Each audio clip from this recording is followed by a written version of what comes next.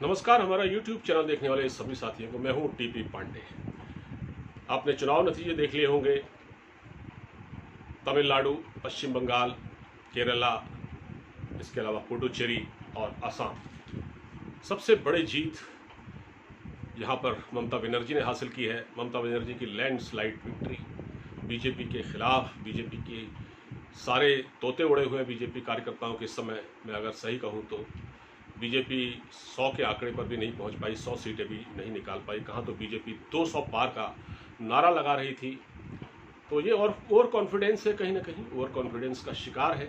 और वैसे भी पार्टियां अपने कार्यकर्ताओं को मोबिलाइज करने के लिए भी ऐसा कहती हैं, अपने समर्थकों को, खासतौर से अपने समर्थकों को, अपने वोटरों को। बहरहाल मैं इतना बता दूं कि पश्चिम बंगाल में तो ममता बनर्जी ने करिश्मा किया है, और तमिलनाडु में जहां तक बात है तो तमिलनाडु में डीएमके, और इसके अलावा केरला में लेफ्ट फ्रंट, असम में भारतीय जनता पार्टी की सरकार बरकरार है, और इसी तरह पुडुचेरी में भी। तो कुल मिला के ये 5 राज्यों में जो नतीजे आए उनकी बात है। अब मैं बात करता हूँ ममता बनर्जी की। ममता बनर्जी ने वो काम कर दिया जिसकी उम्मीद शायद उनको भी नहीं रही होगी। ममता बनर्जी को 2016 में जो वोट मिले थे उससे ज़्यादा वोट इस बार मिले हैं, यानी 5% ज़्यादा वोट मिले हैं ममता बनर्जी को, आप यकीन कीजिए। और प्रशांत किशोर जो कि उनके चुनावी रणनीतिकार हैं, ये भरोसा उनको भी नहीं रहा होगा। ये उनको भी ये सुन के हैरानी हो रही होगी कि ऐसा कैसे हो गया, क्योंकि वो रणनीतिकार थे। वो रणनीतिकार नरेंद्र मोदी के भी रहे हैं 2014 में, वो अरविंद केजरीवाल के भी रणनीतिकार रहे हैं, नीतीश कुमार के, और यहाँ तक कि वो उद्धव ठाकरे के भी चुनावी रणनीतिकार रहे हैं।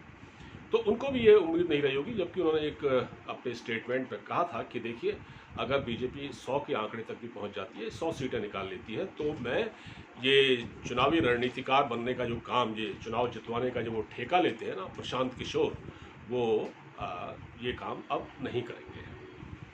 बहरहाल ये बहुत बड़ी जीत है। बीजेपी ने पूरी ताकत लगाई, हल्के में गए, वहाँ बहुत सारे नारे दिए, एग्रेसिव कैंपेन किया, और ममता बनर्जी के बारे में बहुत सारी टिप्पणियां की गई, जैसा कि आपने सुना होगा।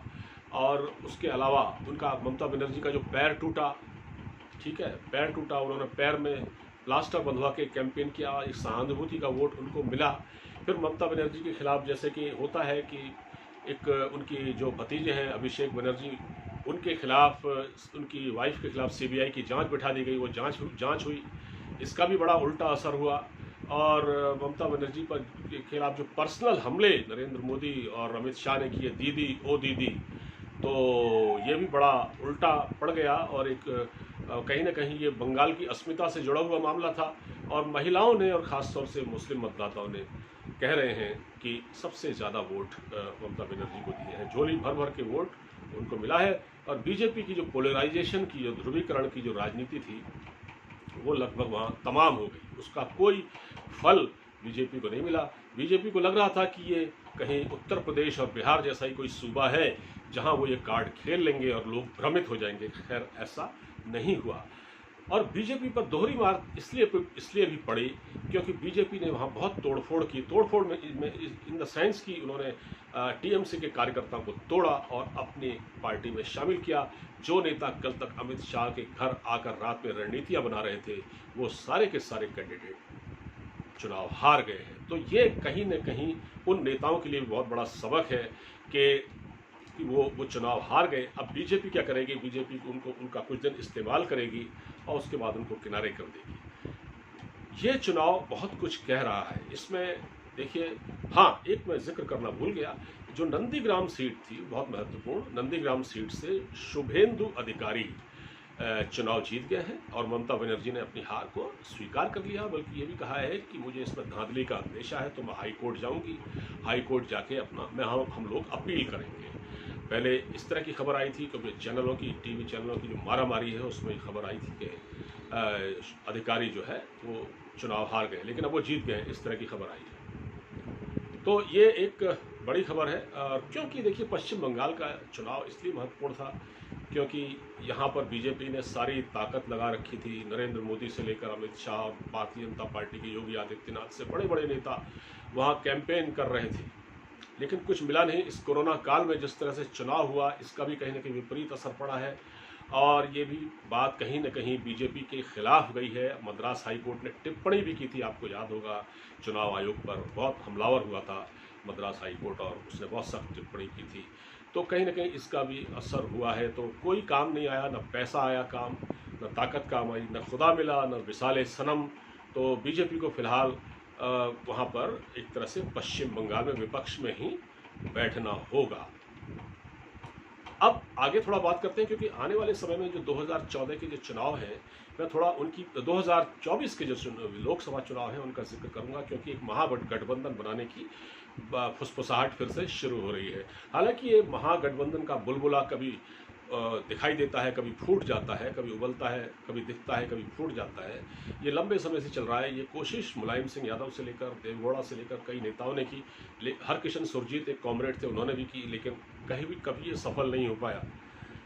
इस चुनाव में का संदेश दूर तक जाएगा, केंद्र की राजनीति में इसका असर पड़ सकता है। देखिए, फारूक अब्दुल्ला, उमर अब्दुल्ला, तेजस्वी यादव, ये आपके अखिलेश यादव और स्टालिन, और उसके अलावा उद्धव ठाकरे, अरविंद केजरीवाल, इन सब नेताओं ने फ़ोन करने शुरू किए हैं। तो ममता बनर्जी का फ़ोन घनघनाने लगा है। ऐसा लगता है कि कहीं ना कहीं इन लोगों को 2024 के लिए एक नेता मिल गया है, क्योंकि राहुल गांधी से जो उम्मीद थी, क्योंकि सबसे बड़ी पार्टी कांग्रेस है, लेकिन कांग्रेस की क्या हालत है ये बताने की ज़रूरत आपको नहीं है, क्योंकि पश्चिम बंगाल चुनाव में भी कांग्रेस और लेफ्ट का तिया पांचा हो चुका है। कोई उनको फायदा नहीं हुआ। इस तरह से वो तो एक तरह से सिमट के रह गई। अब इन लोग नेताओं को कहने की ममता में एक उम्मीद भी दिखाई दे रही होगी कि इनको 2024 के चुनाव में, लोकसभा चुनाव में प्रधानमंत्री नरेंद्र मोदी के खिलाफ प्रोजेक्ट किया जा सकता है, या बीजेपी का जो भी कैंडिडेट हो, उम्मीदवार हो, उसके खिलाफ इनको खड़ा किया जा सकता है, क्योंकि देश में एक सशक्त विपक्ष की भी ज़रूरत है। अब ममता बनर्जी को ये सोचना है कि पश्चिम बंगाल की राजनीति को छोड़कर वो केंद्र की राजनीति करना पसंद करेंगे या नहीं, क्योंकि ममता बनर्जी वो नेता हैं जो पहले कभी कांग्रेस से निकली हैं, कांग्रेस में असंतुष्ट होकर निकली है। जैसे शरद पवार निकल गए, उन्होंने अपनी एक राष्ट्रवादी पार्टी बना ली, राष्ट्रवादी कांग्रेस पार्टी। इसी तरह ममता बनर्जी ने कांग्रेस से निकलकर तृणमूल कांग्रेस बना ली, तो आज वो पश्चिम बंगाल में राज कर रही हैं। फायदे में हैं दोनों नेता। ये देखने वाली बात है कि आने वाले समय में ये प्रस्ताव वो स्वीकार करेंगे या नहीं करेंगे, लेकिन इसकी सुगबुगाहट कहीं ना कहीं शुरू हो गई है। महागठबंधन बन सकता है, लेकिन ये महागठबंधन बनता रहा है, इसका बुलबुला भी फूटता रहा है, तो ये आने वाला वक्त बताएगा। फिलहाल आप अपना ख्याल रखिएगा। वीडियो अच्छा लगा हो तो इसको ज़रूर शेयर कीजिएगा। नमस्कार।